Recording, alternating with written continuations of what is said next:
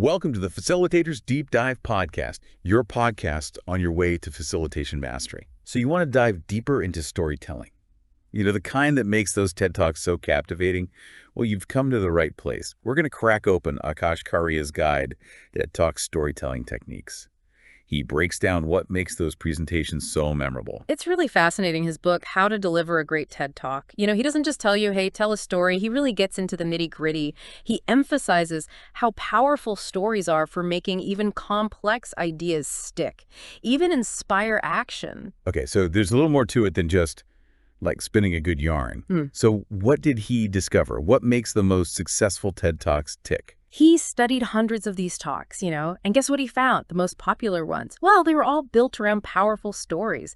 The speakers, they really understood how to connect with their audience on an emotional level. They knew how to weave narratives that made people feel something, not just sit there and passively absorb information. So how do they do that? How do these master storytellers capture our attention right from the get-go? He says, ditch the boring intro, Just dive right into a captivating story. Take Susan Cain's TED Talk, for example, The Power of Introverts. She opens by talking about summer camp and her mom packing all those books in her suitcase. It's so relatable. I mean, who hasn't had that experience? And it's so unexpected. You don't expect to hear about summer camp at a TED Talk. She makes you feel like you're sharing a personal memory with her. Precisely. It's about creating an experience, not just standing there and delivering a presentation. And speaking of keeping the audience hooked, Karia says conflict. Now, this is key. Conflict is the engine that drives a good story. Yeah, that makes sense. I mean, every good story needs conflict, right? Right. But Karia takes it a step further, doesn't he? He says conflict taps into our natural desire for resolution. Think about it. Like, if you're watching a movie and there are no stakes, no obstacles to overcome, would you even care what happens? Of course not. It's that tension, that what's going to happen next feeling that keeps us glued to our seats. He uses Titanic as a classic example. Would it be as captivating if it was just a love story? It's the life or death stakes, the struggle against the sinking ship, the social barriers between Jack and Rose, all of that is what keeps us on the edge of our seats. It's like any story. We love books, movies, even the juicy gossip we share with friends, right? Yeah. There's always some kind of conflict that makes us want to know how it all unfolds. Exactly. And that principle, it applies to TED Talks, presentations, heck, even telling a good story at a dinner party. Without conflict, there's no suspense, no mystery, no reason to keep listening. So we've got the captivating opening, the conflict that keeps us hooked. What else do these TED Talk masters do to make their stories so memorable? Well, they bring their characters to life. Instead of just telling us about them, they really paint a picture with their words. They make you feel like you could walk down the street and bump into these people. Karia talks about Malcolm Gladwell's Choice, Happiness and Spaghetti Sauce talk as a perfect example. He introduces a character named Howard. Now, he doesn't just say Howard is a picky eater. He describes him. His height, his glasses, his love for opera. He even mentions that he's a psychophysicist. Now, that's what I call painting a picture. I mean, all those details, they make Howard feel like a real person, not just some random character. He's real. Exactly. Show, don't tell. Instead of just stating facts, they use descriptive language to create a whole world in the listener's mind. So I imagine using vivid sensory details plays a big role in bringing those descriptions to life. Oh, absolutely. And it's not just about visuals. He really dives deep into using all of our senses. Think about it, how a vivid smell can just transport you back to a specific memory, you know what I mean? Or the sound of a crackling fire, how it instantly evokes that sense of warmth and comfort. It's like you're not just listening to the story, you're experiencing it. Right. That's exactly what they're going for. Karia highlights Mike Rowe's learning from dirty jobs talk, where he describes a sheep castration. It might not be the most pleasant topic, but those specific sensory details, the sounds, the farmer's hand, even the potential smells, they just stick with you long after the story's over. Yeah, well, I think I get the picture. It's about choosing the right details to create a powerful sensory experience. And sometimes those details might be a bit unexpected. Exactly. And remember, it doesn't have to be a long, drawn-out description. Even just a few well-chosen details can make a world of difference. Okay, so we're painting a picture with our words, engaging the senses, keeping the audience on the edge of their seats with conflict. What else should we keep in mind? Specificity. Karia is a big advocate for this. He says vague descriptions, they're forgettable. Specific details, they make a story more believable, more impactful. Instead of saying a few days later, be precise. Use numbers. Like Leslie Morgan Steiner does in her TED Talk on domestic violence. She says 5 days later, she mentions the exact number of bruises on her neck. It adds a layer of authenticity, makes her story even more powerful. It's like the difference between saying someone's tall and saying they're 6'5" with broad shoulders. One's generic, the other paints a clear picture and makes you believe it actually happened. Precisely. Those specific details add weight to the story, make it resonate with the audience. Now, I'm curious about this thing he calls positive message stories. What exactly does he mean by that? Is it just about having a happy ending? Not quite. He argues that stories with a positive message, where the character, overcomes challenges, they leave the audience feeling empowered. It's about showing hope that even in the face of adversity, we can create positive change. And he contrasts these with negative message stories, which, while sometimes instructive, they can often leave the audience feeling kind of discouraged. Right, so it's not about pretending everything is sunshine and rainbows, but rather about framing the story in a way that highlights resilience and the potential for positive change. Exactly. Like in the pursuit of happiness, it doesn't shy away from hardship, but ultimately it's about overcoming adversity through sheer determination. It leaves you feeling inspired. That makes sense. So we've got conflict, vivid descriptions, a positive message. What about dialogue? How do we make it come alive? Well, Karia is a huge advocate for dialogue over narration. He believes dialogue is way more engaging. It puts the listener in the scene. Yeah. And it just allows for more vocal variety. He uses Sir Ken Robinson's How Schools Kill Creativity talk and that story about Gillian Lynn, the dancer, as an example. Instead of narrating what happened, Robinson uses direct dialogue. We hear their voices, their accents, their emotions. It's like we're in the room with them. It's so much more powerful than just being told what was said. Yeah. Like you said, we're experiencing the story firsthand. And that's what great storytelling is all about, right? Transporting the audience into the world of the story. Dialogue is one of the most powerful tools we have for doing that. So we've got conflict, vivid descriptions, positive messages, and the power of dialogue. It's amazing how much goes into crafting a truly captivating story. But how do we pull all these elements together? Is there some sort of secret formula for a great story? He breaks it down into 5 core elements. Think of it like a scaffolding, the foundation of a great story. We've got the character, the conflict, the spark, the change in character, and the takeaway message. Let's break that down a little bit. Character first. Yeah. We've already talked about bringing them to life, right? Using vivid descriptions and all that. What else should we be thinking about? Well, take Leslie Morgan Steiner's talk again, for example. She doesn't just tell us her husband was abusive. She describes him. His Ivy League background, his Wall Street job, even his apple cheeks and wheat blonde hair. It adds complexity. Makes him seem human, not just a villain. It makes the story more relatable, I think, because in real life, people rarely fit into neat categories of good or bad. Exactly. And that brings us to conflict. It's the obstacle, the challenge, the big question that needs an answer. In Leslie's case, it's the abusive relationship and her struggle to escape. Right, and for her, the spark was that final, brutal beating that made her realize she had to get out. A moment of clarity in the midst of all that chaos. Exactly. It's a turning point, the event that sets the character on a new path.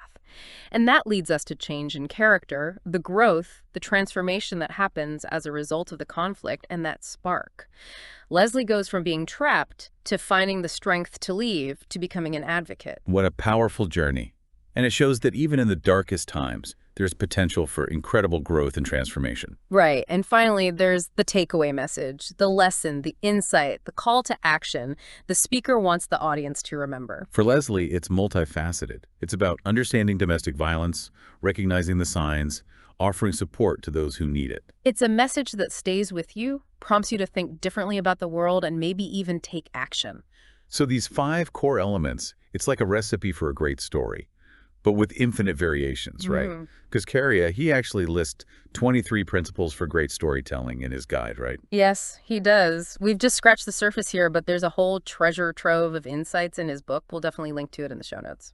I'm feeling inspired to go back and watch some of my favorite TED Talks with this new perspective. And remember, these principles aren't just for TED Talks. You can use them for any kind of communication where you're trying to connect with an audience and get your ideas across. So whether you're giving a presentation at work or telling a story to your friends or even writing a blog post, these techniques can help you craft narratives that really resonate. Think about it. How can you use stories in your everyday life to make a point more effectively, to connect with people, or even just to entertain? It's amazing. It is empowering to realize that we all have the potential to be great storytellers.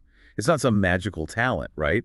It's a skill that you can develop and refine with practice and intention. Exactly. And the more we practice, the better we become. And who knows, maybe one day we'll be the ones up on that TED stage sharing our stories with the world. But even if we never make it to that stage, we can still use these techniques to make our communication more powerful and engaging. That's the beauty of it. The power of storytelling. It's accessible to everyone. Okay, well, before we get carried away with dreams of TED Talks, Karia mentions that successful TED Talks have a clear structure. What does he mean by that? Well, it's like a roadmap. It guides the audience through your story, making sure they don't get lost. So it's not just about having a good story, it's about telling it in a way that's easy to follow. Exactly. And there are many different structures, but Korea likes the hero's journey approach. Like in classic myths and movies. Right. The hero starts in their ordinary world, faces a challenge, goes on a journey of transformation, and ultimately returns home changed. So how does that apply to a TED Talk? The speakers aren't slaying dragons. Well, maybe not literally, but they're often sharing their personal journey, their struggles, their insights. They're taking the audience on a journey of discovery with them. So the speaker's like the hero, and the audience is coming along for the ride. Exactly. And by structuring it like a hero's journey, it creates anticipation and excitement, and finally satisfaction when the hero, or in this case the speaker, achieves their goal. It's like we're all on a quest for knowledge, and the speaker is our guide. They've been through challenges, learned a lot, and now they're sharing their insights to help us on our own journeys. It's a beautiful way to think about it, and it really emphasizes another important point that Karia makes about authenticity. Yes. We talked about that with humor, but I think it's worth diving a little deeper into what it means to be authentic in our storytelling. Well, for me, it means being genuine, being yourself, sharing your story in a way that feels real and true. Let your personality shine through. Don't try to be someone you're not. You're pretending to be a superhero then. Exactly. People can spot a fake. The most compelling stories come from the heart. When you're willing to be vulnerable, to share your true self, that's when you connect. I think that's why TED Talks are so powerful, right? The speakers are open about their struggles, their failures. It makes them seem more human. Absolutely. And that vulnerability, it creates a connection. When we see someone being vulnerable, it gives us permission to do the same. We all feel a little less alone in our struggles. It reminds us that everyone has a story worth telling. That's so important. We often get caught up in thinking our stories aren't interesting enough. But honestly, every life has moments of joy, sorrow, triumph, and struggle. That's what makes us human, those moments. And when we share our stories authentically, we give others permission to do the same. We create a sense of shared humanity. Creo puts it beautifully. He says, stories are the bridge between the speaker and the audience. They help us build empathy, understanding, and connection. And those connections are what make life richer and more meaningful. I couldn't agree more. Through stories, we learn about different cultures and perspectives. It's how we build empathy and understanding for people who are different from us. And that's something worth striving for, isn't it? To use our stories to make the world a little bit better, a little bit more compassionate, and a little bit more connected. It's inspiring to think about the impact our stories can have. If we share our experiences authentically, we might inspire someone else to share their story, to connect with others, to make a change. And that's the real power of storytelling, isn't it? Yeah. It's not just about entertainment. It's about creating connections, fostering empathy, and inspiring action. It really is amazing how many layers there are to a good story. Like we're peeling back an onion, Every layer adds more complexity. That's a great analogy. Yeah. And speaking of layers, I'm really intrigued by this spark that Karia keeps mentioning. Can we unpack that a little more? What exactly does he mean by that? Absolutely. So remember, the spark is that moment, that pivotal moment when the character can finally overcome the conflict. You can think of it like a light bulb suddenly going off, a sudden realization, or even just like a tiny, seemingly insignificant event that just totally shifts the character's whole perspective. So it doesn't have to be some big dramatic event. Not always, no. Sometimes it's really subtle, like a tiny shift, a change in thinking that just opens up all these new possibilities for the character. Think back to Ken Robinson's story about Gillian Lynn. The spark is the doctor just watching her dance to the radio while he's talking to her mother. Ah, that's right. It seemed so ordinary, but it changes everything. It's the realization that her fidgeting isn't a disorder. It's a sign of her talent. Precisely. That simple observation, that spark, leads to the next element. Change in character. Gillian goes from this misunderstood kid to this celebrated dancer, all because someone finally recognized her potential. And all it took was that one little spark to set it all in motion. And that change, that's crucial. Without that change, the story just wouldn't work. It's the transformation, the growth that makes the whole story compelling. So we've got the character facing a conflict, the spark that sets the change in motion, and then ultimately the takeaway message for the audience. It's almost like a formula, but one with infinite possibilities. It really is fascinating how we find these same elements and stories everywhere we look. Books, movies, our own personal lives. It really makes you realize that storytelling has this kind of universal structure that just resonates with all of us. It makes you wonder, though, are there any other techniques that Karia didn't explicitly mention? Other secret ingredients that can make a story even better? Oh, for sure. One that comes to mind is humor. Humor? That seems a bit risky. Isn't it dangerous to try to be funny? Especially in a serious talk. It can be, yeah. But when it's done well, humor can be really effective. It can disarm the audience, make them more receptive to your message, even help them remember it better. Think about Sir Ken Robinson. His talks are full of humor. He uses all these witty observations and clever little asides that make you laugh, but they also make you think about education and creativity in a different way. That's true. His talks are really entertaining, but they also make you think. It's like he sneaks those big ideas in there while you're laughing. Exactly, and that's the important part. It's not about telling jokes for no reason. The humor has to serve a purpose, to lighten the mood, to illustrate a point, to make a difficult topic a little easier to understand. So what are some tips for using humor well? I'm not exactly a natural comedian. I understand. First of all, just be yourself. Don't force it. If you're not naturally funny, that's fine. The best humor usually comes from those personal stories, those everyday observations. So it's about finding humor in those everyday moments, the little things that make us laugh. Exactly. And keep in mind that humor is subjective. What one person finds funny, another person might not. It's important to know your audience, tailor your humor to them. You don't want to tell a joke that falls flat. Here's another technique that often gets overlooked. Silence. Silence.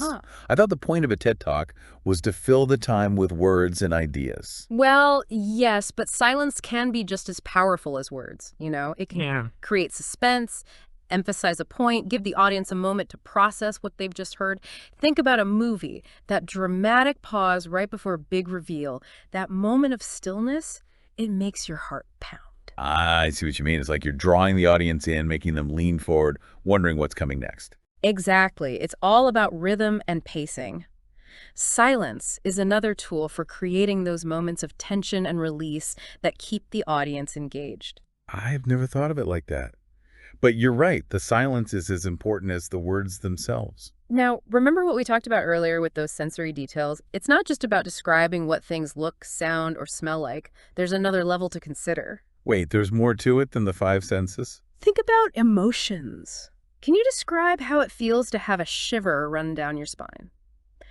Or the warmth of a hug? Or the feeling of crushing disappointment?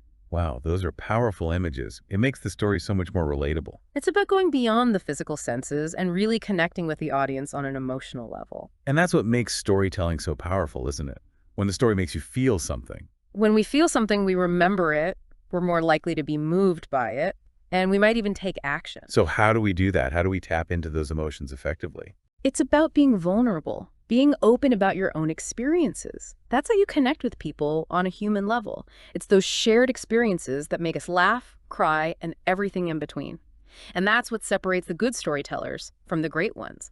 Their ability to tap into those emotions and make us feel like we're all part of something bigger than ourselves. It's like Karia says, stories have the power to change the world. And if we understand the techniques, we can all be a part of that. We can. It's empowering to realize that we can all make a difference through the stories we tell. We've talked about humor, silence, emotional depth, and so much more. And it feels like we've only scratched the surface of what makes a good story. There's always something new to learn. I want to go back and watch all those TED Talks now. Me too. And just pay attention to the stories you encounter every day. Start noticing what makes them work, what makes them stick with you. It's like Karia has given us this secret decoder ring for the world of storytelling. And the more we practice, the more fluent we become. And who knows, maybe one day it'll be us up on that TED stage. Or maybe we'll just be captivating our friends and family with stories. Either way, we all have the power of storytelling in our hands. That's a pretty incredible thing to think about. It really is. Think about it. So much of our lives revolves around stories. They shape how we understand the world, how we connect with each other, even what we dream about. Going back to Karia's guide, he briefly mentions that structuring a TED Talk like The Hero's Journey is a good strategy. What exactly did he mean by that? He's talking about this classic storytelling structure that's been around for centuries. It's in ancient myths, in modern movies. Think about those epic stories where the hero goes on a quest, overcomes obstacles, and returns home totally transformed. I get it. But how does that apply to a TED Talk? It's not like the speaker is off slaying dragons or rescuing princesses. Well, not literally, but they are sharing their personal journey, their challenges, their insights. It's like taking the audience on a journey of discovery. So the speaker's like the hero, and we're just along for the ride. Exactly. And by structuring the talk this way, it builds anticipation, suspense, and then finally satisfaction when the hero or speaker achieves their goal. So we're all in this quest together for knowledge and understanding. And the speaker's the one who's been there, done that, and is now helping us on our way. I love that. And it really emphasizes another point that Karia talks about, being authentic. Yes, we talked about that with humor earlier, but I think it's important to understand what being an authentic storyteller really means. Well, for me, it means being genuine, being true to yourself, share your story in a way that feels real. Let your personality shine through. So no pretending to be someone we're not. Exactly. People can see right through that. The best stories are the ones that come from the heart. When you're open and vulnerable, that's when you connect with people. I think that's why TED Talks resonate so much. The speakers aren't afraid to talk about their struggles and failures, which makes them more relatable. Absolutely. That vulnerability creates a connection. It's like we all feel a little less alone when we see someone else being open and honest about their struggles. It's a reminder that everyone has a story to tell. It doesn't have to be extraordinary. That's so true. We often think our stories aren't interesting enough. But every life has moments of joy, sorrow, triumph, and struggle. It's what connects us all. And when we share those stories, it gives other people permission to share theirs. It creates this feeling of shared humanity. Karia puts it so perfectly. Stories are the bridge between the speaker and the audience. It's how we build empathy and understanding. And those connections are what make life so much more meaningful. I couldn't agree more. Stories teach us about other cultures and perspectives. It's how we learn to empathize with people who are different from us. That's definitely something worth striving for. To use our stories to make the world a better place. It's incredible to think about the ripple effects our stories can have. Just by sharing our experiences authentically, we can inspire others to share their stories, to connect, to make a change. The power of storytelling is pretty amazing. It's not just entertainment. It's about building connections, promoting empathy, and inspiring action. We've covered so much ground, all these incredible techniques for storytelling, and I still feel like we've just scratched the surface. I know, right? There's always more to learn, more to explore. That's what makes it so fascinating. It's like a never-ending journey of discovery. I love that. It's not a destination, it's an ongoing process. Thinking back to Karia's guide, he mentioned something about structure, that successful TED Talks often have a really clear structure. What exactly did he mean by that? Well, he emphasized that it's not enough to just have a great story. You have to tell it in a way that keeps people engaged, From start to finish, he compares it to building a house.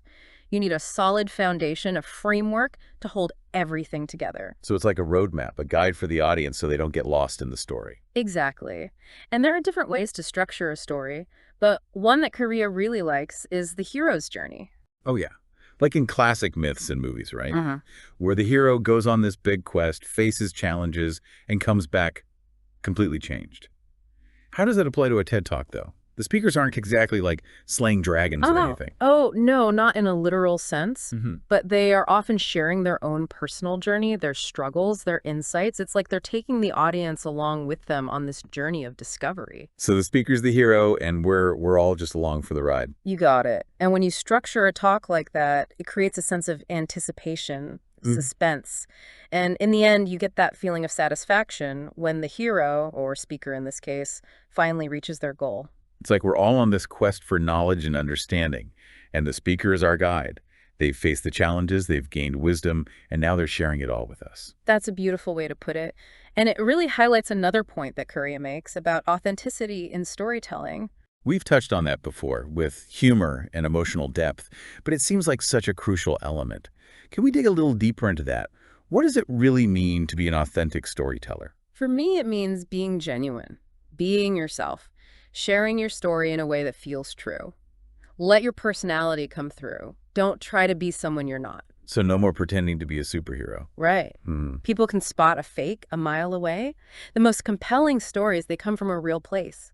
You got to be willing to be a little vulnerable, to share your true self.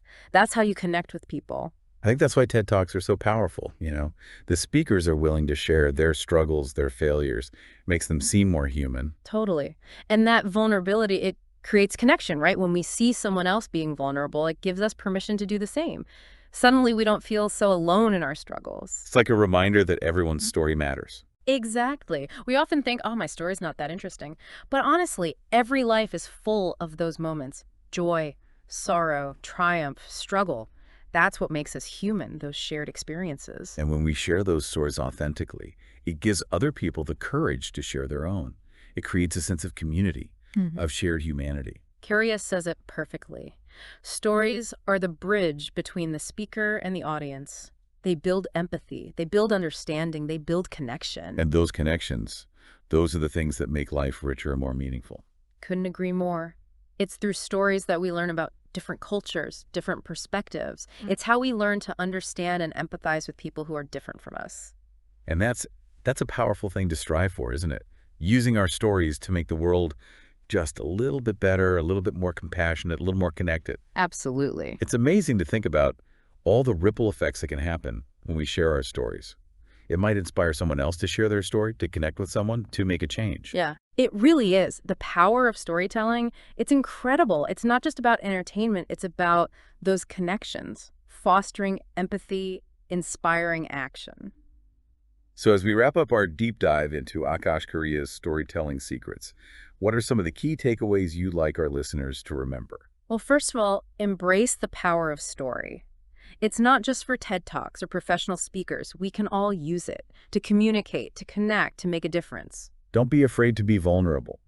Share your experiences authentically. Let your personality shine through. Connect with your audience on a human level. Remember those core elements. Character, conflict, spark, change, take away a message. Those are the building blocks. And practice. The more you tell stories, the better you'll get. It's like that saying, those who tell the stories rule the world. Maybe we won't all rule the world, but we can certainly use stories to make it better. So go out there and tell your stories. You never know who you might inspire. See you next time on the Facilitators Deep Dive Podcast, your podcast on your way to facilitation mastery. Until next time. See you then.